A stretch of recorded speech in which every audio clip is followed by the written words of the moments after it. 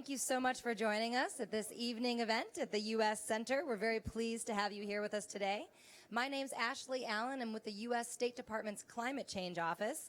And thank you so much for joining us at this event on the role of subnational action, cooperation, and leadership.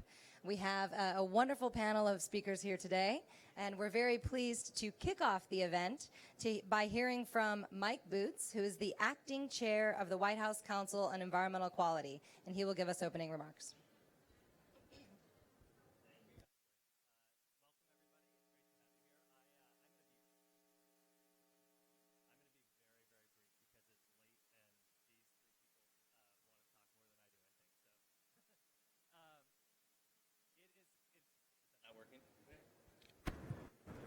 Is that working? There we go. There we go. It is great to have a panel that is focused on subnational activity because I can tell you from the U.S. federal government perspective, the role of state and local and tribal governments is absolutely essential to us being able to meet our emission reduction targets. And it is the reason that the president has put cooperation with state, local, and tribal governments as a key piece of his agenda on this, and a key reason why it's a central part of his climate action plan. You know, state and local leaders understand at a really deep level, at a really pragmatic level, often at a very personal level, what these impacts mean. More than most, they are the ones who interact directly and in real time with their citizens who are seeing these impacts. They're seeing storms, floods, wildfires, other disasters, and these folks at the state and local level have no choice but to react and to react swiftly. And because of that, many of them are making some of the boldest choices around when it comes to both emission reductions and steps that they're taking to prepare their communities for the impacts of climate change. So to lead off this panel, I just want to highlight two examples of ways in which we at the federal level are doing our best to try to both support and ensure that we are getting the full voice of state, local, and tribal governments. The first is around something that I think all of you know well, and that is around the Clean Power Plan that EPA has proposed to put limits on carbon pollution from the power sector. And we proposed that back in June. It's something that for the first time would establish these standards and would result in the reduction of 30% of the carbon emissions by the year 2030. We think that is a very, very important step. But what we're doing there is setting some bold but common sense targets for states and then giving them a lot of flexibility on the ways in which they can get there. For some of them, that will mean shifting their reliance to renewables. For some of them, it will mean modernizing their existing plants. Some of them will start up new market-based programs in order to meet those targets. Others are going to look to programs in neighboring states and think about whether there's something they can do across subnational governments. And in many cases, it is going to be some combination of all of those things. But one thing it is not is going to be a one-size-fits-all, very kind of uniform approach to tackling the problem. And the key point there is we need states to deliver on those goals, or we won't be able to meet those goals. And states need from us at the federal level a lot of flexibility that allows them to operate from where they start. And so we have had a really good, robust dialogue with state and local and tribal governments over the last year to build that proposal.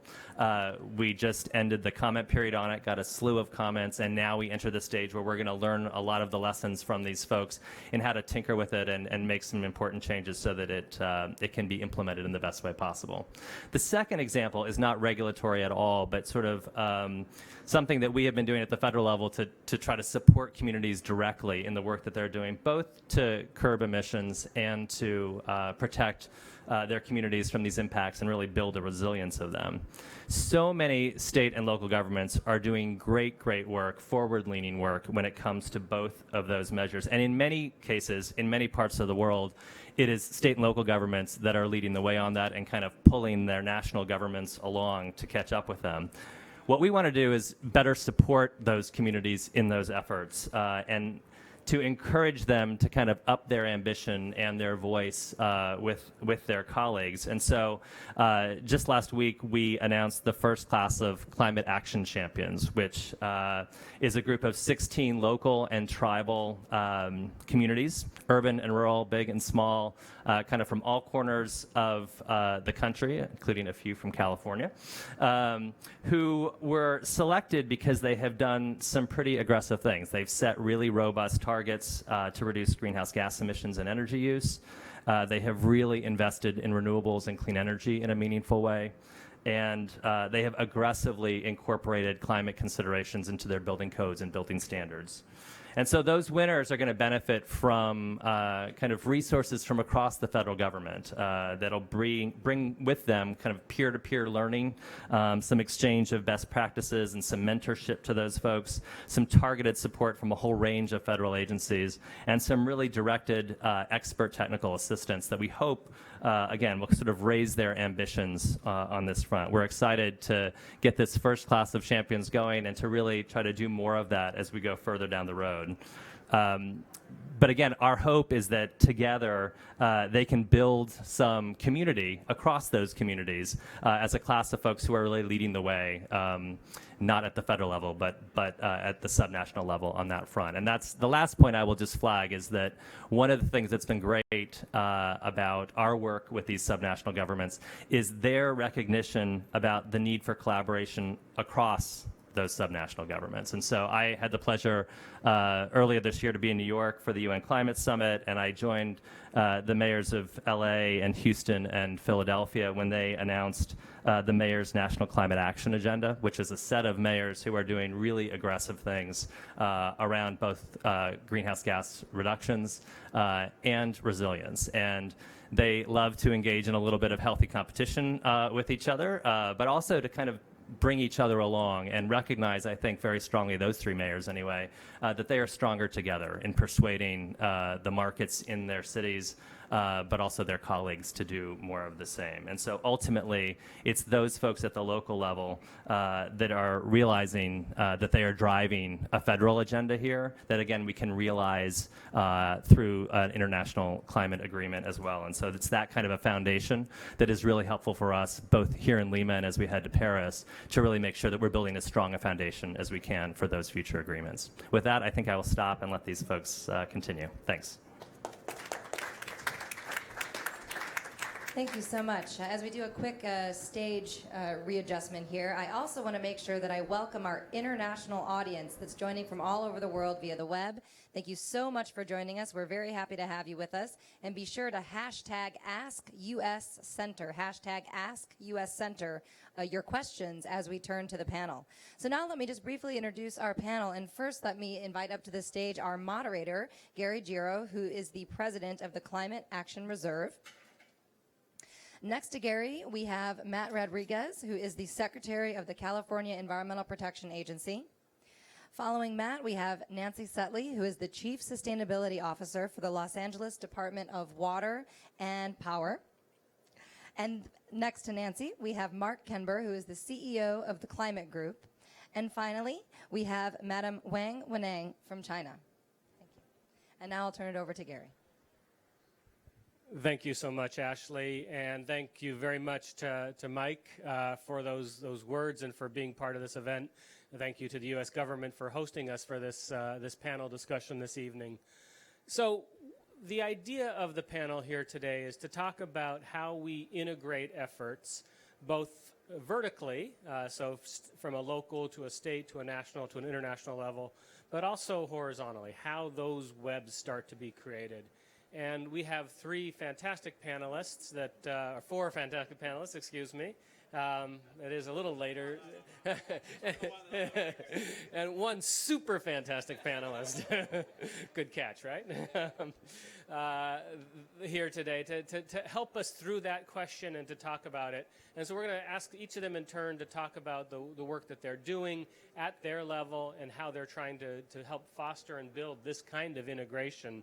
And so I'm going to start with Nancy Sutley, who is now working at a local level and had previously worked at a local level. And I think she's probably one of the few people here who have worked at practically every level of government, having been in the state of California and having been with the federal government. And so, Nancy, maybe you can start just by telling us about the work that Los Angeles is doing today, how that is integrated into the state's efforts, and how you see that supporting and informing the national goals. Thanks, Gary, and it's great to be here. So I guess I'll take a sort of step back and just talk for a minute about some of the things that make Los Angeles interesting and somewhat unique.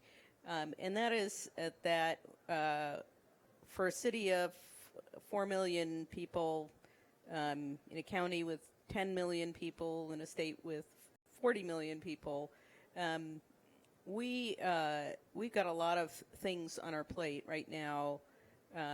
And the Los Angeles Department of Water and Power has been around for just about 100 years, providing water and electricity to the 4 million residents of Los Angeles.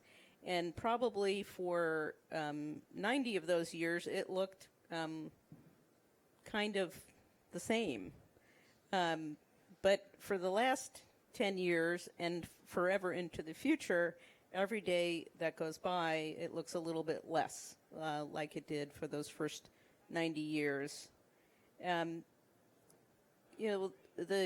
The responsibility of LADWP to the people of Los Angeles is to provide, affordable, reliable water and power help for our residents, for our businesses, and to continue to contribute to the growth and prosperity of Los Angeles. And for a long time, we did it the way, kind of every other utility did. We built big power plants. And we did one thing that was a little unusual. We built them far away from Los Angeles because it was cheaper, because it kept the air pollution out of the most polluted basin in the U.S.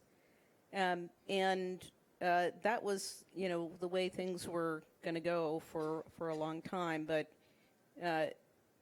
we sort of realized that to meet the challenges of a growing and prosperous community, to meet the environmental challenges, that things have to start to change. And they're certainly prodded along by policies and regulation at the local level, at the state level, and at the federal level. So having said that, I'll tell you what we're doing now with my nice lead-in. So we currently get about 40% of our electricity from coal-fired power plants that are located several hundred miles away in Utah and in Arizona. And by 2025, instead of getting 40% of our electricity from coal, we will get 0%. We're divesting those coal resources and replacing them with some with natural gas, but mostly with renewable energy. So 10 years ago, almost 10 years ago when I started at the City of Los Angeles, we got about 3% of our electricity from renewable energy. Today, it's 23%, working towards the state's 33% renewable energy goal by the year 2020, and we will meet that goal. We have 4 natural gas-fired power plants in the Los Angeles basin. 3 of them are located along our coast. Each one of them is being repowered, and we will not use ocean water for cooling. By 2029, we'll be completely out of ocean water for cooling. We are investing heavily, not just in renewable resources at a utility scale all around the Southwest and in California, including California, but also investing in local renewable resources, primarily solar. Again, state policies and state goals helping us to prod us along we offer a solar incentive program, and the nation's largest solar feed-in tariff. We are also, the state set a goal for utilities to get 10% of their retail sales of electricity through energy efficiency by the year 2020. Our Board of Water and Power Commissioners adopted a goal in August to get 15% of our retail sales through energy efficiency. So the last thing I'd say about kind of those plans is, I think it's an important point to make that there are laws, federal laws, there are state laws, there are local regulations, air quality regulations that help to drive us towards these goals that we've set, that our governing board, our political leadership in Los Angeles has embraced and expanded. But the reason that we can do them is because they make economic sense for Los Angeles.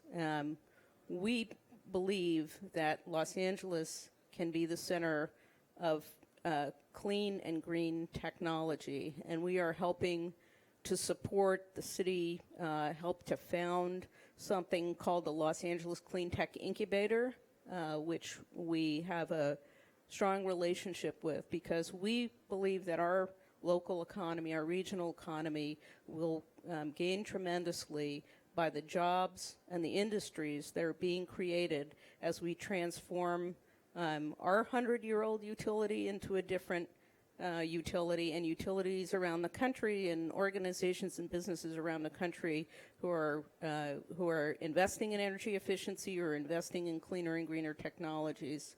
So we think this is a winning strategy for Los Angeles for our continued growth and our continued prosperity. And we seek to be a cooperative partner with our regulators at the local level, at the state level, and to really help to move not just Los Angeles, but California and the rest of the nation forward. Thanks. Great. That's perfect. And I've got a lot of questions, but I'm going to hold them because I want to give everyone a chance to speak first, and we'll come back to that. But that does give a good starting point where local governments are playing in this and the active role they have on the ground. So next I want to turn to Secretary Matthew Rodriguez of the California EPA and really ask Matt to tell us how California is approaching this same question of how its activities to reduce greenhouse gas emissions are, one, informed by and supported by local efforts, but also how they're also integrating into national ambitions. And so maybe start by talking a bit about what California itself is doing, but if you can, weave in a bit of this notion of vertical integration. Well, thank you. It's a pleasure to be here. You know, you raise a very important question, because in order to make this effort to reduce greenhouse gas emissions and address climate change work, you need cooperation and coordination at the local level and at the federal level, and you need states working together at the same time. It has been interesting to me, just a brief sidelight, in talking to Chinese governments with whom we've been working collaboratively on climate issues, and understanding that they too are looking at, okay, how can we work with our local governments, because we can adopt policies at the national level, the NDRC can adopt policies, but they're really reliant on the locals to implement those. And I've commented on the fact that we have the same issues in California. As Nancy alluded to, we have a 33%, a goal of 33% renewable energy by 2020. That's a big part of the way that we're looking to deal with climate change issues, but we're reliant on working with the utilities in order to achieve that goal, and we're getting towards that goal. We also realize that land use is an important part of dealing with climate change. And so there are a couple of ways that you do that. You ask governments to come up with planning so that they've done plans and they've got plans that can be reviewed by the state that will reduce vehicle miles traveled, that are an effort to match up jobs with where people are living, so that we can reduce the amount of miles that people need to travel to get to their jobs. Also, come up with plans to utilize more public transportation and encourage public transportation. Now, one of the things we can do is we can ask our local governments to come up with those plans, but then we also know that we need to provide incentives to really make those plans work. And so we also have an organization, the Strategic Growth Council, of which I'm a member, which can do grants to foster these kinds of plans and to help local governments to come up with plans that will reduce greenhouse gas emissions. So it's a combination of asking local governments or utilities to come up with plans to meet the state's strategic goals, but also where we can to provide incentives to meet those plans. We are working with local governments on ideas on how to come up with plans to increase, for example, zero-emission vehicles and encourage zero-emission vehicles in our cities, in our counties. I will say that the governor then also has a Governor's Economic and Environmental Leadership Award that we hand out to recognize those local governments and businesses that are working with us collaboratively to achieve that goal of increasing zero-emission vehicles and the availability of zero-emission vehicles.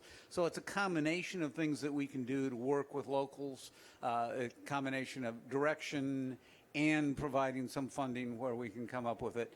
And an important part of all of that is going to be using the money that we generate as part of our cap and trade program to reinvest in additional programs that will further reduce greenhouse gas emissions, and then provide co-benefits, such as helping disadvantaged communities in California. So this year's budget provides $832 million from our cap and trade program that will be reinvested in a number of programs that have been identified in our budget, that have been identified in an investment plan that we've adopted in California, that will direct cap and trade funds to low-carbon transportation, to urban forestry, to weatherization projects to increase energy efficiency, to provide money for low-income housing in areas of transit hubs. So you're making that connection between jobs and housing, or at least making it possible for people to reduce the number of miles they need to travel, increasing public transportation. And so we see continuing to take the money out of the cap and trade program, I should say, and put it back into our communities so that we can assist them to meet the state's goals. So that's what we're doing with local governments. We, of course, are trying to practice what we preach at the state level. We've got goals for example, including electric vehicles into the state's government fleet. We're looking at using some of the cap and trade money to assist state government entities to make sure they have energy efficient buildings, that they are buildings that are reducing their greenhouse gas emissions. So we're trying to practice what we preach at the state level. And then, as you mentioned, we see working with the federal government as a necessary and important part of our programs. One of the things we're constantly reminded of in California is that we're only 1% of the world's greenhouse gas emissions. We can't deal with the problems of climate change on our own. We need partners. And we're finding a partner with the federal government. So we are looking to work with the federal government on implementation of the new Clean Power Initiative, and we're looking at how we can work to meet EPA's goals that have been set out in their implementation of Section 111D. And so we think that our existing programs, frankly, in California will meet those goals by themselves, but we actually are looking at what more we can do to work within our region, because it's important for us to reach out and find other partners in other states, and use the federal government's direction in the 111D program as an opportunity to reach out and work with other states. So, you know, we're working at the local level, we're working at the state level, and we see opportunities to work at the federal level. And I will just say that we're excited by the agreement between China and the United States recently on dealing with climate change issues and looking at our commitments to reducing greenhouse gas emissions. Because we see a role for some of the work we've been doing in China in helping to implement those federal policies. So we look forward to working with Chinese cities, having California cities work with Chinese cities, and developing low-carbon development strategies. And so we just see that this is an issue we can deal with at the local level, at the state level, and at the international level. So that's what we're committed to trying to do. That's great. Thank you for that. And there's a lot in there to unpack, and we'll try to unpack some of that as we go through.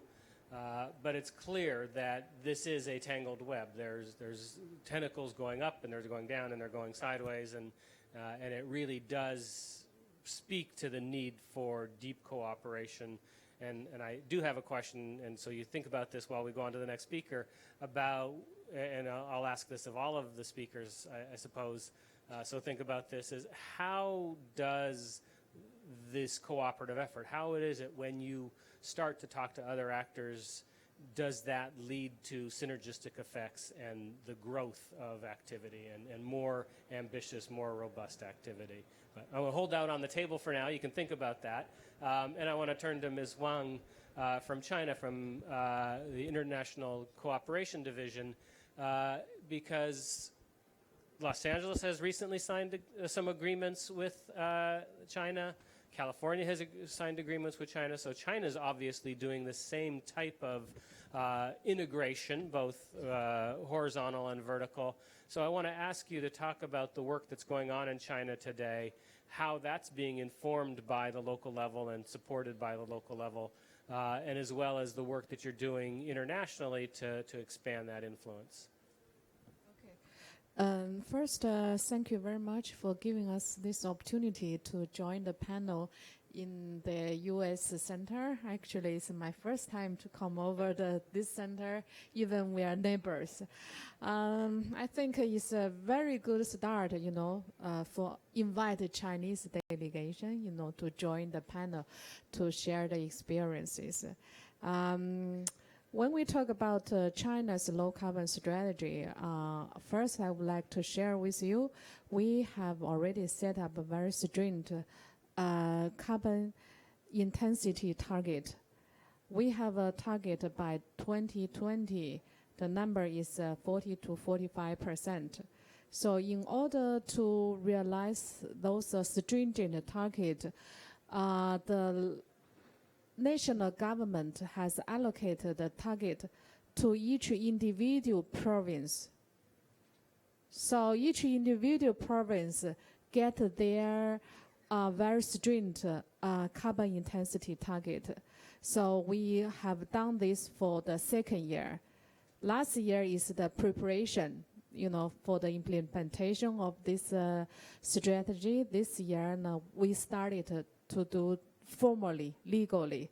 So people sometimes ask me, how do the national government talk to local government on the decision of the allocation?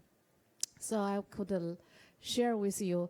In order to decide the target, we have to talk to the local government for several rounds negotiations, like here. So some of the provinces take very stringent actions, then they can realize the target set by the central government. But some of the provinces, they got some challenges and difficulty to fulfill their target. But in any way, every year we send committee member to go to each different province to check whether they have fulfilled their own target. Then after we come back, we write a report and report back to State Council. So for those provinces who cannot realize their target, their governor might get some problem, you know. We use very strict performance evaluation approach to examine their performance. So that this figure is very important, means a lot for their local performance. So this is the first new strategy we adopt among central level and subnational level. And the second thing I would like to share with you, China started to use market-based, you know, for the reducing carbon emission. We launched the ETS in China in 7 provinces. We learn from EU ETS, we learn from the California WCI and the region in the northwest of the United States. So we gain a lot of broad experience from other countries and started to do the pilots in my own countries. Now 7 provinces has been a pilot in China. However, the situation in each of the province is quite different. In Guangdong province, they started to do auction like California. They got auction revenues from the ETS, but now they don't know how to use that money because legally we don't have the law for the ETS. So we are working hard for the legislation at this moment. For another example, in Shanghai, maybe the Shanghai government are a little bit more cautious. So their carbon market has not been open to the individuals as well as enterprise, as well as financial institutions. They only open to the enterprise who has been allocated for their proceeds. So that's quite different. So now we try to do these pilots in different provinces in accordance with the local economical and financial conditions. Starting from 2016, Chinese government has made our decision to adopt nationwide ETS based on the experience gained with 7 pilot provinces. Besides that, we also launched the low carbon pilot cities in China. Now we have identified 42 pilot provinces and cities. So now we cooperate with California very closely, you know, particularly in Shenzhen, you know. In Shenzhen, they already signed MOU with California, so we form a very strong partnership between 2 countries at subnational levels. Besides that, we also welcome the international platform, you know, to be in place in China, such as R20 run by your previous governor, Schwarzenegger. You know, they set up a different office in different countries. Now, in order to facilitate clean technology development and dissemination, they also set up the office in China. So a lot of Chinese wind power company and solar companies started to found a partner in United States, particularly in California, and they already built up a very good and very close cooperation since Chinese enterprise joined R20 mechanism. So I think there are a lot of innovative mechanism could bring the technology together. And Besides that, at the governor level, we also invite some cities' governor to join the C40, I think, which has been initiated by the New York mayor. So by joining this kind of platform, they started to exchange views and experience how to facilitate low carbon development in each city based on their different financial and economic conditions. I think this is a good way, to promote low carbon resilient cities. Last but not least, I would like to mention low carbon not just related to mitigation, but also to adaptation. In Warsaw last year, in COP, Chinese government released the national adaptation strategy. Now we are working very hard on the city resilient plan. Why we get this idea? I think we get the idea from the United States, particularly in California as well as in New York. We paid a visit to those important cities in your country. And we think now with the urbanization and industrialization, China encounters a lot of challenges, particularly in the cities. We encounter extreme weather. Our infrastructure has a lock-in effect, due to the heavy carbon emission. So we have to resolve these problems. So when the infrastructure is built, we need to take into consideration how to resolve the lock-in effect. Those kind of things push us try to look for some green investment to the infrastructure. So we started to look the partners from the United States. Those are very good potential opportunities for us for further cooperations.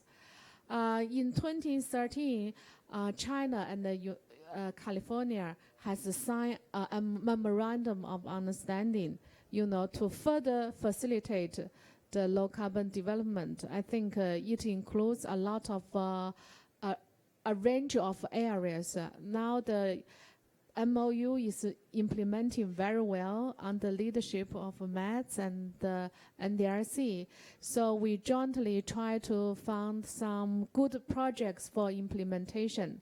I think first the smart city might be the very good starting point. So we really wish that United States could have a good investment go to China, because in China we have a very huge potential for energy conservation and the renewable energy sectors. First, the government set the right policies for the development of these sectors. And secondly, this sector has already created a lot of green job opportunity for Chinese. So I think in the future, if our two countries, cooperate very well, a lot of potential opportunities could be found.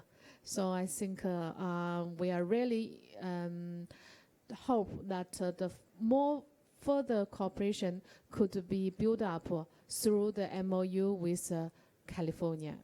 Thank you. Excellent. Thank you so much for that. Yeah, tremendous amount of work going on. So it's just so heartening to hear, and I'm so glad that you brought in the resilience question as well, because that is also very important. And I'm standing here staring at a poster that says resilience.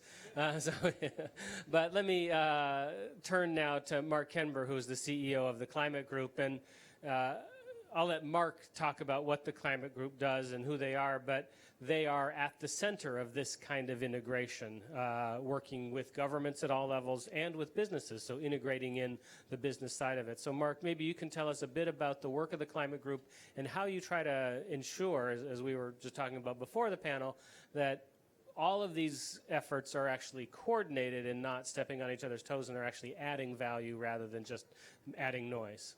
Great, thanks, Gary. I'm actually going to be very, very brief because I know people have probably got questions. But so I'm not going to talk a lot about the Climate Group. We're a non-profit. headquartered in London. We have offices in New York, Beijing, Delhi, and Hong Kong. And that's about all I'm going to say. And we work on low-carbon leadership.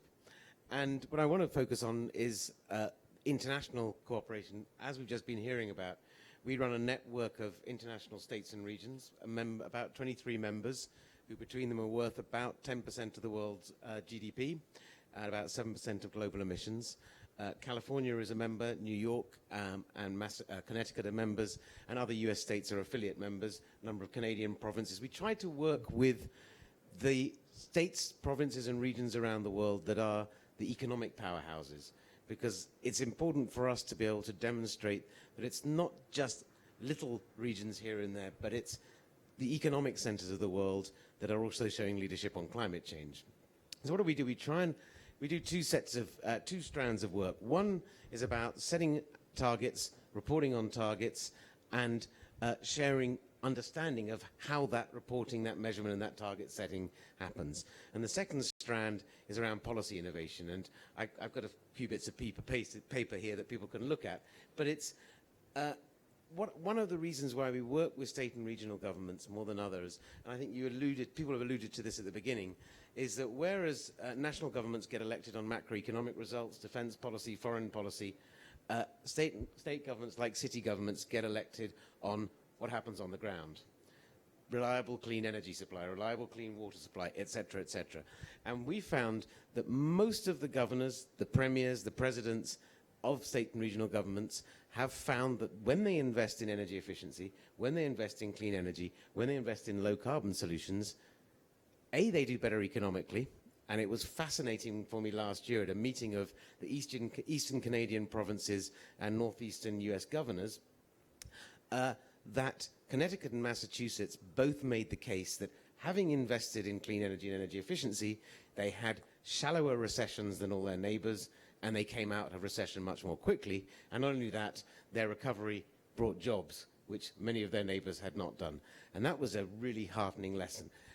Having heard that, the other 25 members of our States and Regions Alliance and the 35 affiliates said, we want some of that. How did you do that? Because we've just come out of recession and it hasn't been quite as good as that. How did you do that? And that's the heart of what we do. Sharing experience, sharing best practice, but also sharing problems. Because while the climate group bit of the Alliance, we stand up on stage and say, aren't these people wonderful? They're doing this, they're doing that, they're showing leadership. And that's an important function. That's why many of the state and regional governments join us, because they want us to illuminate what they're doing, communicate their success, but also show national governments the art of the possible. Behind the scenes, everyone has a challenge. Everyone has a problem. Everyone has something that they need to overcome.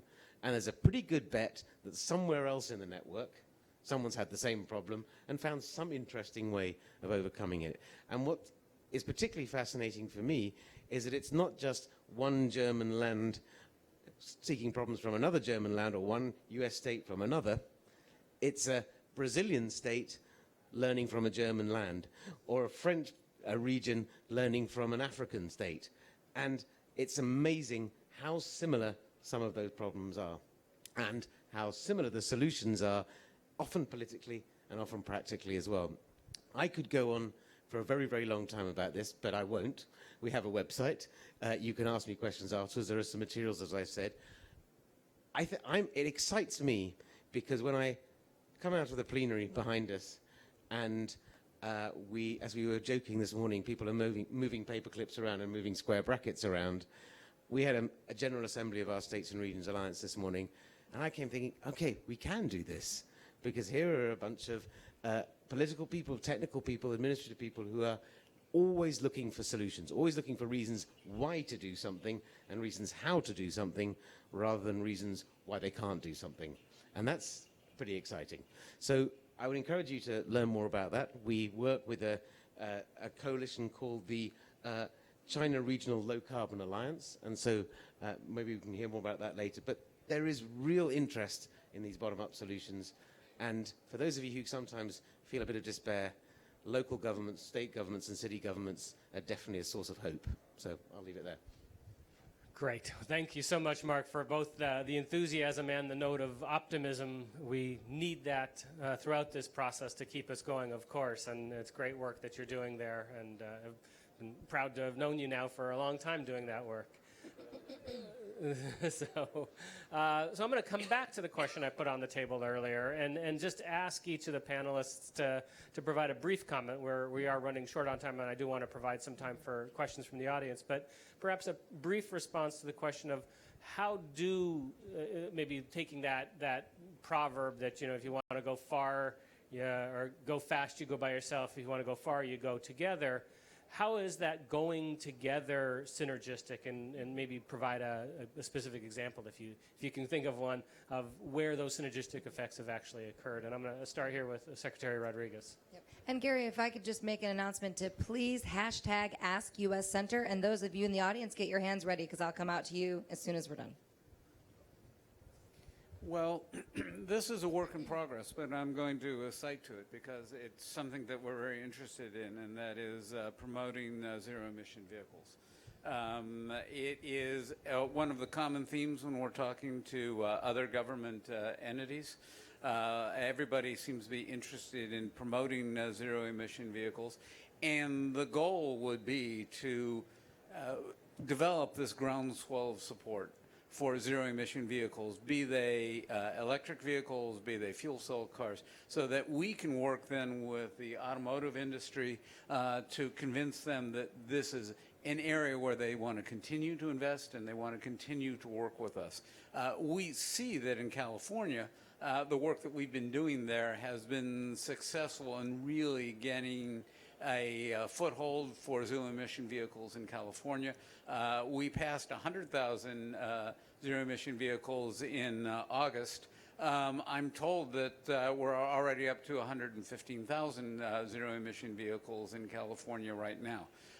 We are working with our partners in the Pacific Coast Collaborative, that is in British Columbia and Washington and Oregon, to look at strategies for promoting electric vehicles and to deal with some of the issues that are related to electric vehicles, such as range anxiety. So if we can work with Oregon and Washington and British Columbia to make sure that there are charging stations all up the Pacific coast, then we see that as something that can generate interest in zero-emission vehicles, comfort in using them, because you'll be able to move across the coast.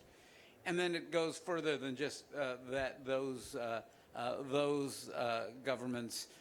We've worked collaboratively with Quebec, and in fact are looking at working with Quebec to promote zero-emission vehicles in Quebec. We've signed a letter of intent with the Netherlands, and I've been very impressed to see the work on zero-emission vehicles in China. I've seen the charging stations in Shenzhen, and I've seen that there is this growing interest in promoting zero-emission vehicles because, frankly, transportation is such a large part of the greenhouse gas emissions / climate change puzzle. If we can change those cars that we use, then I think that we're really a substantial way down the road, if you will, to dealing with greenhouse gas emissions. And I mentioned the other day that I was very interested to see that in the United States in 1905, there were 75,000 combustion engine vehicles.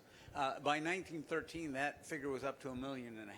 So we do have some precedent for these changes in technology. You can make a difference. You can promote that, and we're very interested in California in building that momentum.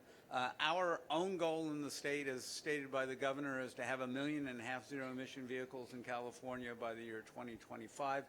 We're interested to see that there are other governments in the world that have a similar kind of target. And frankly, we're looking at developing a zero-emission vehicle alliance of like-minded states so that we can develop that synergy. We see that it's building already. And if we can continue that momentum, see if we can transform the automotive industry into these cleaner vehicles. So that's just an example of where we're working. And we think we're seeing the progress already. There's work to be done, but we're hopeful we can continue that momentum. That's great. That's great. And I've got mine, so maybe I was that 100,000th customer. So maybe quickly just looking at the other panelists, I know we're very short on time. another example of kind of synergistic effects that you might want to raise? So I wanted to kind of, I'll actually tell a little story very quick, but I want to allude to two things. One thing about local governments, and I spent time, I have worked at all levels of government. I spent time in the mayor's office in Los Angeles, now at the Department of Water and Power in between in the federal government. And Mike mentioned, this healthy competition between cities. That's true. And Mark, you also mentioned that states and cities learn from each other. And when you put those two things together, you can really make a lot of progress in sharing ideas and sharing strategies and then trying to kind of go one better. So here's the story I'll tell you. When I was in the mayor's office in Los Angeles, we were visited by a certain financial institution that was trying to sell carbon credits around the world, and they told us a story about how they were working with the city of Delhi in India to basically monetize the carbon value of replacing all of their street lights with LED street lights. And I listened to this pitch and this presentation, and I thought, wow, that's a great idea, but we don't need them. So between the Department of Water and Power and the city's Bureau of Street Lighting, basically the Department of Water and Power loaned money to the Bureau of Street Lighting that was paid back through the energy savings from changing out the street lights to run on LED street lights, which had two big advantages in Los Angeles. One is they save a lot of energy, and they give off really good light. And the second is they last a long time, so they didn't have to replace them so often. It also helped to lower their cost and also made the neighbors happy because the streetlights weren't burning out. And so since then, we've replaced about 160,000 streetlights. And now the head of the Los Angeles Bureau of Street Lighting goes all around the world telling other cities how you can go and, with these kinds of instruments, invest and make the decision and actually change out all your street lights, save a lot of energy, reduce carbon, make your cities safer, and cities around the world are doing the same thing that Los Angeles did. Great, thank you. Ms. Wang, do you have an example perhaps or a comment on that, or Mark? I know we need to get to audience questions. Okay, I just give you small examples. In China, actually, the LED sector is very active in China, but 70% of the products will export to other countries. So in order to facilitate the development of LEDs, the Chinese government has put a lot of incentivized policy in place. For instance, our physical budget will pay some money if the consumer to buy the LED bulbs. So then the market open domestically. Now we use the same approach to encourage those enterprises to produce bulbs and sell to the international market. So I think the government incentive policies is very, very important. The second case I would like to share with you is about the Green Building Code. In United States, you have the very strict LEED code, LED, I think. Our one ministry, more hood, is Ministry of Housing and Rural Development. They try to examine the standard and try to attract this kind of standard and implement in China nationwide. So this is also a very good example. The third example is about a clean roof initiative launched by the California. I think through the R20, we started to talk to the local subnational level, particularly in Shenzhen, those cities who have a very good sunlight. So we started to implement the clean roof program in China. But this concept has adopted from the California. those are good examples, for future corporations. Yeah. Excellent. Thank you for that very much. And I want to turn it to Ashley and apologize to Mark if you did have a comment there, but we do want to make sure some people have a chance. Yeah, no problem. Yeah, we'll do one round of questions, and then Mark, if you have additional comments to work in there, you can. So who has questions? Let's just take one round. Raise your hand. I'll come out, grab you the mic. All right, one over here. I can take one more. So who's got one? Okay. Thank you very much for these inspiring remarks. It's been really incredible to see how the international realm has been recognizing a lot of the groundswell of action from all these actors over the last year or so. So we're seeing this increasingly in the conversation in the UNFCCC, and there's actually text in the negotiating document that recognizes these actions and tries to sort of highlight them and reinforce them. What role should the UNFCCC and these international bodies play in helping to convene some of these actors and bring them together? And what role should it play to kind of stay out of their way and to not stifle them? What is that balance? Okay, let's take one more. Hi, Alexia Kelly from the U.S. State Department. I'm just wondering what you guys, if you had to pick one thing that federal governments could do to assist in the implementation of subnational climate action, what would that one thing be? Great questions, both. Possession is 90% of ownership. I'll deal with both of them at the same time. I think not so much in the US, but a number of subnational governments around the world, whether they be cities or whether they be states and regions, want to go further than they can, but are prevented from doing so either by national politics or national legal systems. And so we were hearing this morning from the government of Sao Paulo, which was the first region in Latin America to set and not only have a regional formal climate change law, but an absolute emissions reduction target, which it is unable to implement because, firstly, it's not allowed to raise money on international financial markets to fund it. Second, it's not allowed to influence some of its energy policy. And third, for political reasons, it's being asked to slow down, calm down a bit. So I think in many cases, it's national governments enabling or even just allowing subnational governments to get on with it. It's not even creating an enabling framework. It's just saying, yes, we won't oppose you. And I think that feeds into the question about the UNFCCC. There are a number of cities and states and others who feel that they should in some way or other be allowed or enabled to participate directly in the negotiating process. I'm not going to get into whether that's a good thing or not. I think there are pros and cons, but the UN is an organization of nation states, and it's probably best that it stays that way. But I think what could happen here more is really understanding the practical lessons about what happens at the subnational level. And one of the things I've often felt is that, and I've been following these climate negotiations for 20 years, that we talk about targets and timetables. Cities and states are talking about solar power, wind power, energy efficiency, motors, transport, the things that we understand, things that we see every day.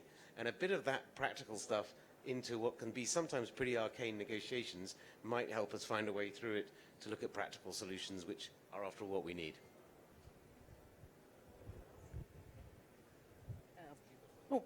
Now I have a microphone. I just say a couple of things. One, it's fun to be back in California and see the world again through a California lens, because I think what has worked incredibly well in California is this combination of sort of not just direction from the state level, but incentives. A number of folks have mentioned that, and information. And I think it's allowed, at least for the city of Los Angeles, allowed us to see where the opportunities are, because we are responsive to the people who call Los Angeles home, and we have to be, but you don't always know exactly what to do. And so that sort of combination of direction,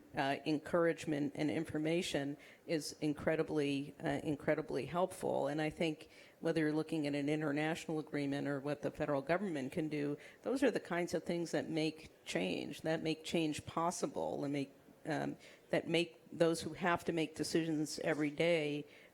You know, Mark, you just alluded to it. I mean, we're making decisions every day about you know, building new buildings, about installing EV chargers, about you know, we're making decisions every day about investing in transit, and you know, and how, you know, we have enough water to for everybody who lives in Los Angeles, all of those things. And so to help inform those decisions, those kinds of you know, directions, encouragement, and information help a lot. Yeah, my answer would be that I think, you know, Lord knows you don't need more people sitting at the negotiating table necessarily, but it would be helpful to provide us a forum where we can tell our story. And I think that we can help to inform the dialogue that's going on at the national level. Because I think that there's some reticence among national governments to make commitments on what they're going to do with regard to emissions. But we have a story, and we can tell you what we think we can do, and practically what we are doing to reduce emissions. And so if that can be built into the process, if there's some way that we can communicate with the negotiators, to let them know what we're doing, to let them know what we think we are doing, we think that that can inform the dialogue. Similarly, with regard to what can be done at the federal level, it is providing us with the flexibility that we need to pursue our programs, to pursue our working relations with other states, with other countries. The United States has been particularly good in working with California and allowing us to pursue some of these working relationships that we've been developing, but continuing to allow us that flexibility, and then helping to provide us with a forum so we can talk about what we're doing. Because we're doing an awful lot at the subnational level, and we really think that getting that word out on what we're doing, what we think we can do, where we see realistic objectives and goals, I think that would help to set realistic targets at the national level, and I think that we can help to get us to where we need to be in 2050. Okay, thank you so much. A final round of applause for our panelists and our moderator here. Thank you, and this event will also be available on YouTube, so we've got our international audience that can watch it anytime they want. Thank you again for coming to the U.S. Center, and we hope that you will join us tomorrow. We have in the morning an event on short-lived climate pollutants, and at 1:30 p.m. we have our marquee event, a White House event on how the U.S. will meet its 2020 target. So join us for that, join us for the Hyperwall, and we hope to see you the rest of the week. Thank you.